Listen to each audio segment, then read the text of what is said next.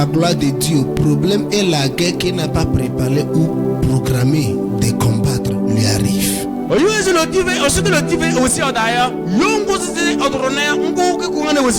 Mais ce soir, je ne sais pas dans un côté de ta vie que tu manques de la gloire de l'Éternel.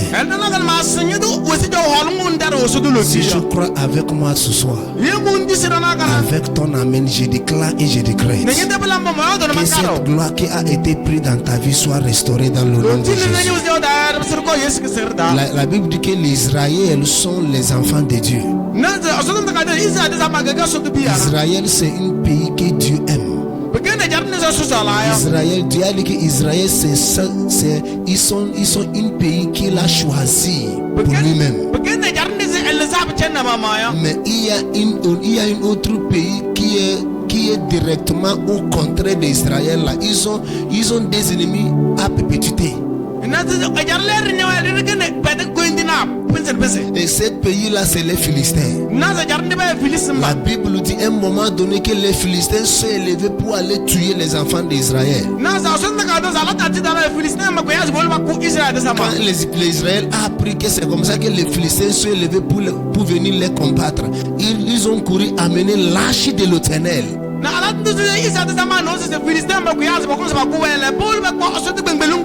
le temps ancien, l'arche de Dieu, l'arche signifie la totalité de Dieu physiquement.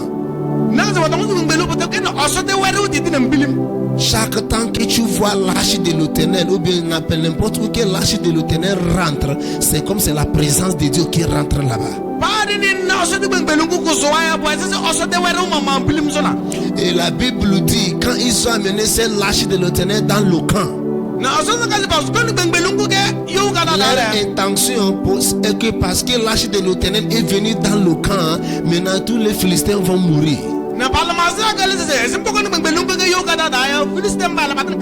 Mais ils ont oublié quelque chose, que l'arche là c'est juste une construction qu'on a fabriquée avec la main. Que Dieu nous parlons ici, ce n'est pas un Dieu qui va se diminuer comme un bois.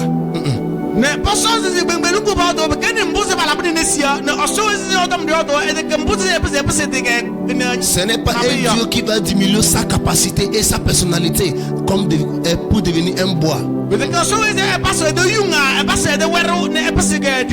Ils ont amené l'arche de l'Éternel dans le camp, mais la présence de Dieu qui accompagne l'arche de l'Éternel ne l'est pas suivie.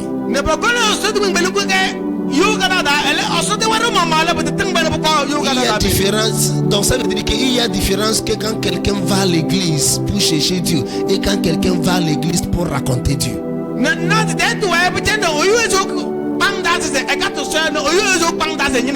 Dieu cherche les hommes qui est prêt de dépenser le temps devant sa présence. C'est pour cela il a dit l'autre fois, il dit que je cherche un homme qui va rester à la porte pour que je ne détruise pas le mur de Jérusalem. Mais je n'ai pas trouvé quelqu'un. Dans chaque famille, Dieu a besoin d'un homme. Dans chaque descendant, Dieu cherche un homme. Dans chaque foyer, Dieu cherche un homme. Dans chaque village, Dieu cherche un homme. Dans nos marchés, Dieu cherche un homme. Il cherche quelqu'un qui va rester debout pour dire que papa, mais voici, fais quelque chose que tu veux. Et cet individuel, quand la personne s'abandonne lui-même à l'Éternel, c'est qui descendra celui qui témoigne que Dieu lui a sélectionné. C'est la gloire de Dieu qui descend.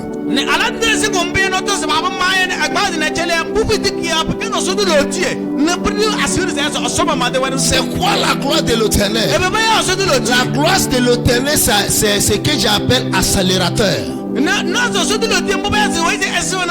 C'est quoi la gloire de l'Éternel? La gloire de l'Éternel, c'est ce que j'appelle le facilitateur. C'est quoi la gloire de l'Éternel?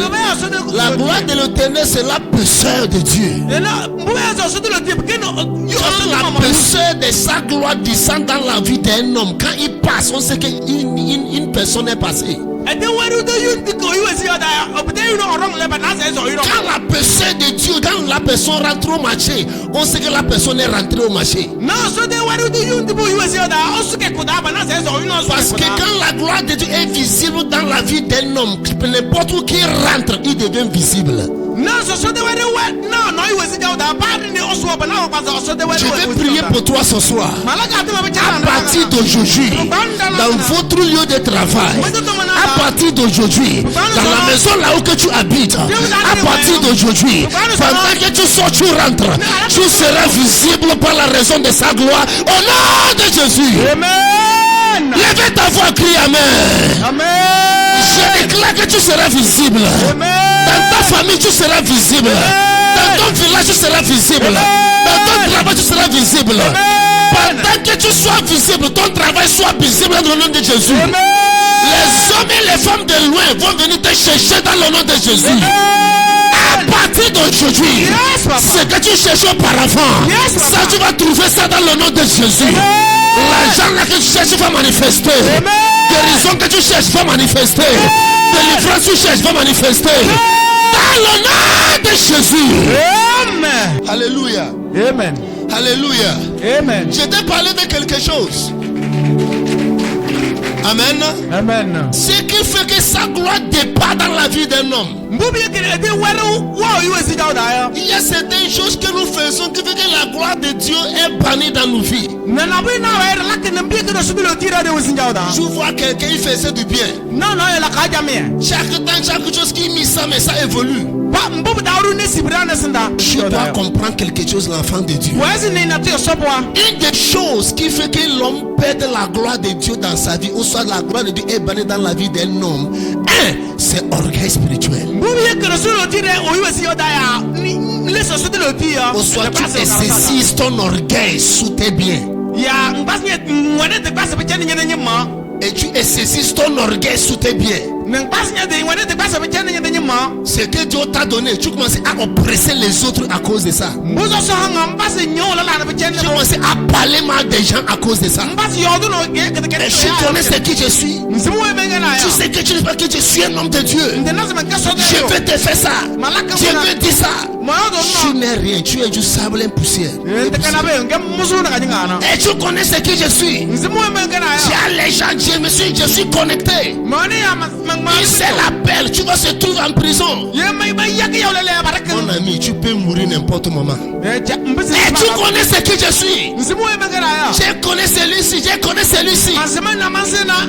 Mais avec tout ce que tu connais, vous avez ce qu'on appelle la dernière inspiration. Et si ça arrive, tu vas partir comme les autres. Ne cessez pas votre orgueil sous tes biens. Votre habilité de commencer à exercer ton orgueil sous tes pieds montre que tu ne recognises pas celui qui t'a donné ce que tu as aujourd'hui. Parce que si tu recognises celui qui t'a donné la vie aujourd'hui, tu vas savoir que la vie que tu as prêté ça. Si tu recognises que voiture que tu as aujourd'hui, que c'est quelqu'un qui t'a donné ça, tu n'es pas prendre ça pour faire l'orgueil. Est-ce que je parle à quelqu'un? Ne exercez pas orgueil sous tes pieds. Il laisse ton cœur avoir l'orgueil spirituel. C'est quoi orgueil spirituel? Tu connais plus que tout le monde. Quelqu'un même veut te donner conseil. Je connais. Là où nous allons lire concernant le cas des prophètes Élie, la Bible dit qu'il a jugé le village d'Israël pendant 40 ans. Son âge n'est pas 40 ans. Il est dans le bureau des prophétiques. Vous me comprenez un peu? Tu comprends un peu? Il est dans le bureau prophétique. 40 ans. Depuis le jour qu'on lui a ordonné. Et il a commencé à diriger les Israéliens en tant que le prophète. Il a fait 40 bonnes années. Mais dans ces 40 ans-là, Dieu a envoyé Samuel de venir lui conseiller. Mais il n'a pas l'oreille d'écouter Samuel. Il a dit: Samuel, tu es une petite. Qu'est-ce que tu connais? Tu me connais? je suis dans le ministère. Ce que tu fais là, je suis dans le ministère pendant des années plus que toi. L'orgueil spirituel. La personne a commencé à détruire. La personne a commencé à descendre. La personne a commencé à perdre tout. Le prophète Élie, devant lui, ses enfants est mort. C'est ce que Dieu avait dit. Et que je vais juger la maison d'Élie. Et devant lui, je vais accomplir ce que Dieu maudit sur sa maison. C'est quoi le problème d'Élie?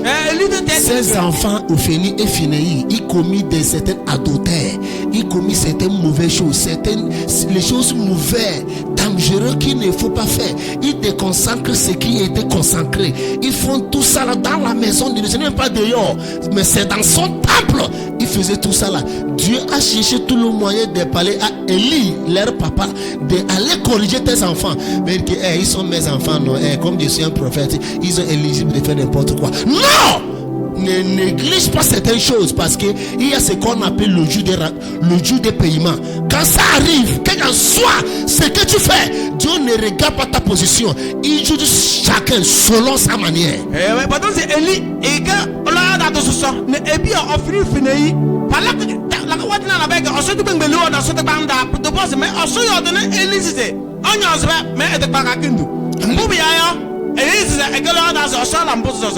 Alléluia. Amen. L'autre point que tu dois considérer qui fait que la gloire est bannie dans la vie d'un homme, c'est désobéissance.